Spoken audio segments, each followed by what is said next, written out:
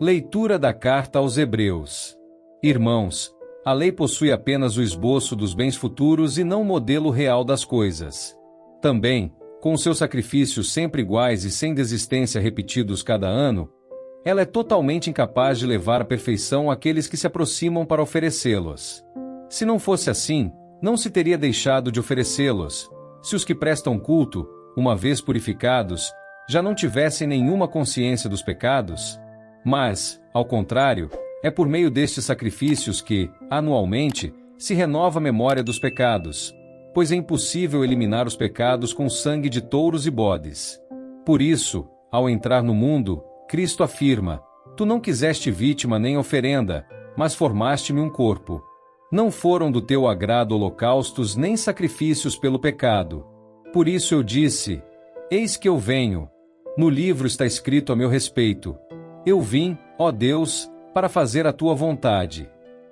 Depois de dizer: Tu não quiseste nem te agradaram vítimas, oferendas, holocaustos, sacrifícios pelo pecado, coisas oferecidas segundo a lei, ele acrescenta: Eu vim para fazer a tua vontade.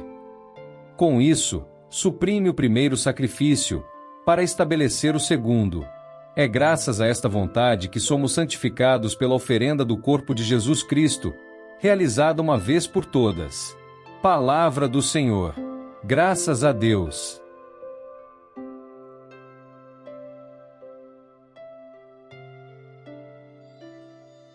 Proclamação do Evangelho de Jesus Cristo segundo São Marcos.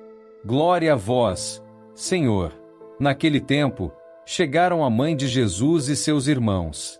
Eles ficaram do lado de fora e mandaram chamá-lo. Havia uma multidão sentada ao redor dele. Então lhe disseram: Tua mãe e teus irmãos estão lá fora à tua procura. Ele respondeu: Quem é minha mãe e quem são meus irmãos? E olhando para os que estavam sentados ao seu redor, disse: Aqui estão minha mãe e meus irmãos. Quem faz a vontade de Deus, esse é meu irmão, minha irmã e minha mãe. Palavra da salvação. Glória a vós, Senhor.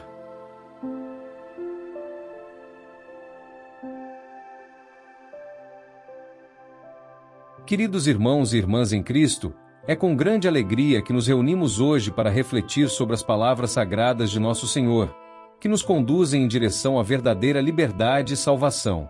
As leituras de hoje, tanto da Carta aos Hebreus quanto do Evangelho de Marcos, nos oferecem uma oportunidade única para refletirmos sobre o sacrifício de Cristo e a verdadeira família espiritual que Ele nos chama a formar.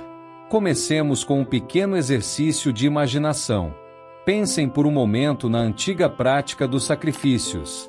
No Templo de Jerusalém, o povo de Deus se reunia, trazendo sacrifícios de animais, como cordeiros, pombas e outros, para pedir perdão pelos seus pecados. Esses sacrifícios, repetidos ano após ano, pareciam jamais alcançar a perfeição. Eles eram uma sombra daquilo que estava por vir, uma preparação para o sacrifício definitivo. Mas imagine-se naquela época, trazendo um animal para o altar e sentindo o peso da culpa ser transferido para aquela oferta. Você pode imaginar o alívio momentâneo, mas também a consciência de que, no próximo ano, você teria que fazer tudo de novo? Essa é a realidade que a Carta aos Hebreus descreve para nós na primeira leitura de hoje. O autor nos fala sobre os sacrifícios da lei, que, apesar de feitos com boa intenção, nunca conseguiram purificar de verdade os corações dos homens. Os sacrifícios não eram capazes de tirar o pecado de uma vez por todas. Impossível que o sangue de touros e bodes tire os pecados, diz a passagem.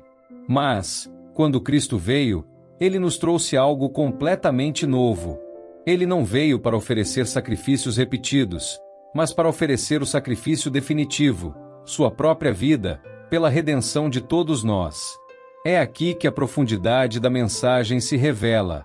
Em vez de um sacrifício temporário, Cristo fez o que ninguém mais poderia fazer. Ele se entregou completamente a Deus, oferecendo seu próprio corpo como a verdadeira e única oferta pela salvação de toda a humanidade. Como está escrito: Eis que venho, ó Deus, para fazer a tua vontade, expressando a total entrega de Cristo à missão que o Pai lhe confiou. Cristo não veio para cumprir uma simples regra ritualística.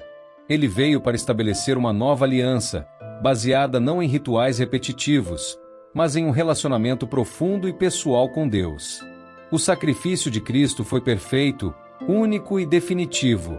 Por isso, não há mais necessidade de oferecer sacrifícios de animais ou de tentar purificar a nós mesmos com nossas próprias forças. A salvação foi realizada, e Cristo, com seu sacrifício na cruz, nos abriu um caminho direto para o Pai.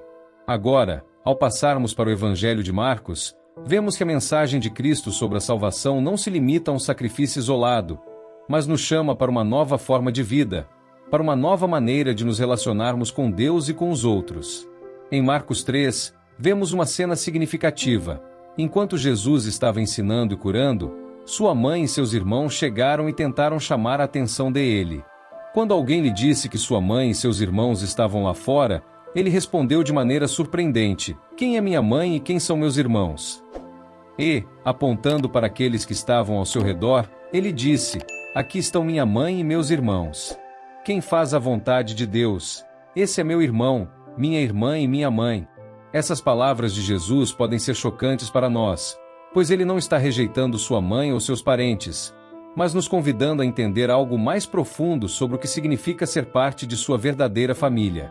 Jesus nos ensina que a verdadeira família de Deus não é definida pelos laços de sangue, mas pela disposição de fazer a vontade do Pai. Ele redefine o conceito de família, chamando a todos os que seguem seus ensinamentos para se unirem à sua família espiritual. Não importa de onde viemos, ou quem somos, o que importa é nossa disposição de seguir a vontade de Deus. Essa mensagem tem uma profundidade imensa, especialmente para nós, que vivemos em uma sociedade onde os laços de sangue muitas vezes são colocados acima de tudo. Jesus nos convida a uma intimidade ainda mais profunda, não apenas ser membros da sua família por nascimento, mas por uma decisão consciente de seguir seus ensinamentos e viver de acordo com a vontade de Deus. A verdadeira família de Cristo é formada por aqueles que, de coração, buscam fazer a vontade de Deus, dia após dia. Essa é uma grande lição para todos nós, pois muitas vezes priorizamos outras coisas em nossas vidas: o trabalho, os relacionamentos, os bens materiais, e esquecemos que nossa verdadeira identidade vem de nossa relação com Deus. A família de Cristo é composta por aqueles que, como Ele, buscam fazer a vontade do Pai. Somos chamados, não apenas a reconhecer Cristo como nosso Salvador, mas a viver como Ele viveu, a fazer a vontade de Deus com coragem, fé e perseverança. Neste contexto, a carta aos Hebreus nos desafia a viver a nova aliança com Cristo de maneira plena. Se antes os sacrifícios eram um meio para alcançar a purificação, agora a verdadeira purificação acontece pela união com Cristo e a aceitação do seu sacrifício. Cristo não veio para abolir a lei, mas para cumpri-la de uma maneira tão perfeita que nos permite, por meio da fé, participar da família de Deus, sem as limitações do Antigo Testamento. Ele nos oferece uma nova maneira de viver e se relacionar com o Pai, baseada no seu sacrifício perfeito. Portanto, irmãos e irmãs, o que Cristo nos pede hoje é que nos tornemos sua verdadeira família. Ele nos chama a ser seus irmãos, irmãs e mães, não pela carne, mas pela fé, pela disposição de fazer a vontade de Deus em nossa vida. Estamos prontos para aceitar este chamado? Estamos dispostos a ser parte dessa família de Cristo, vivendo a nova aliança que Ele estabeleceu com seu sacrifício? Agora, peçamos a Deus a graça de viver como membros dessa nova família, de sermos fiéis à sua vontade em todas as áreas de nossa vida. Que o sacrifício de Cristo, realizado uma vez por todas, transforme nossos corações e nos faça cada vez mais parecidos com Ele. E que, ao vivermos segundo sua vontade, possamos também ser luz e sal para o mundo, mostrando a todos que somos verdadeiramente a família de Cristo. Oração. Senhor, nós te louvamos e agradecemos pelo sacrifício de Cristo, que nos trouxe a salvação e nos fez parte de tua verdadeira família. Dá-nos a graça de viver de acordo com teu desejo, de seguir a tua vontade e de sermos fiéis à nova aliança. Que, como membros da tua família, possamos refletir teu amor e tua misericórdia em tudo o que fazemos. Em nome de Jesus, nosso Salvador. Amém.